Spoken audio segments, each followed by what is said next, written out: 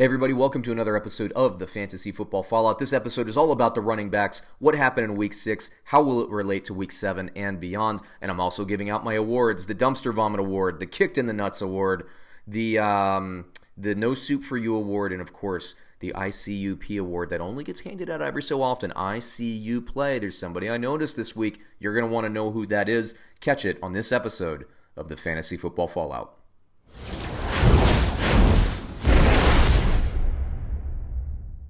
All right, everybody, let's just go through, because it's running backs and because, I like talking running backs and because running backs are so important no matter the league format, I usually do the top 10. This week, I'm doing the top 15 in order. You have Chubb, you have Connor, you have Carson, Elliott, Freeman, David Johnson, Jamal Williams from Green Bay, Christian McCaffrey, Carlos Hyde, Miles Sanders, Adrian Peterson, Leonard Fournette, Phillip Lindsay, Mark Ingram II, and Chase Edmonds. Few surprises on that list. Right off the bat, I can tell you, would I have expected Chase Edmonds to be on the list? Before the game, no, although I did mention that the running game was going to be more of a factor. The running backs are going to be more a factor for Arizona this past week. I liked the matchup. So I thought Chase Edmonds would be good if David Johnson didn't play. Turns out both of them make the top 15 great. Miles Sanders, he finally gets in the end zone. He's, is that a sign of things to come? Well, yes and no. The way Philadelphia uses their running backs, they tend to go based on matchup, right? I knew, and I actually, that was another thing we were able to exploit for everybody that follows, my fantasy football rankings. I knew that Minnesota was going to be able to shut down Jordan Howard, that kind of up-the-middle power run game. I thought Miles Sanders was going to be used a little bit more out of the screen game. Wouldn't you know it, he got a screen pass for a touchdown. Did I expect Carlos Hyde to be in the list? I did not. I did not expect him to be in the list, but I continue to like Carlos Hyde. And Kansas City, the Chiefs, they give up running yards, so that's something to pay attention to as the Chiefs advance in their schedule as well. Jamal Williams, I thought Aaron Jones was going to have an awesome game. Jamal Williams outperforming Aaron Jones. I didn't see that coming. Something to pay attention to, okay? I don't think it's a trend. If you're an Aaron Jones owner, you're annoyed today watching this video. I get it. I would be too if I had Jones. But I'm not really worried about Jamal Williams yet. Let's see what happens in a couple weeks. But I'm a fine hold there. Freeman, we picked out. I mean, a lot of these guys are pretty obvious ones. You're going to play Chubb, Elliott, Connor every week. I like that Pittsburgh finally made a concerted effort to make the running backs the most important cog in that offense. Now, it helps that their third-string quarterback, Hodges, is playing, who played pretty well, by the way. I said last week in the game preview of the Chargers, I said if Pittsburgh has any chance, I think James Conner needs to get about 20 to 25 touches. Well, he had 23, including 2 touchdowns. And Snell, for Jalen Samuels, Snell came in, and he looked really good. He didn't get my ICUP award, but he could. He's somebody you want to pay attention to in waiver wires. Benny Snell, I didn't include him in my waiver section, but if you need a running back, he looks really physically impressive. When guys are that good, you really can't keep them off the field. This could become a three-headed running back situation, or maybe he could supplant Jalen Samuels. So it's something you need to pay attention to. Let's talk a little bit about my awards for the week. The Kicked in the Nuts award goes to Adrian Peterson, who this week against Miami, look, Jay Gruden got fired. I said it last week. I was like, I don't know what the play calling is going to be like. I don't know what the personnel is going to be like. I know that Bruce Callahan is a offensive line guy. He's an offensive line guru, so they say. And I think that that means that they'll probably try to run a little bit of a ground and pound attack. However, I thought that Miami would give up more yardage to a guy out of the backfield like a Chris Thompson. So I believe what I said was, if this is a Jay Gruden called game, I like Chris Thompson, but I really have no idea what's going to happen. Adrian Peterson freaking had a great game. I'm ticked because I knew one of these running backs was going to get there. This personally hurt me in daily fantasy because I didn't rotate Adrian Peterson in any of my lineups.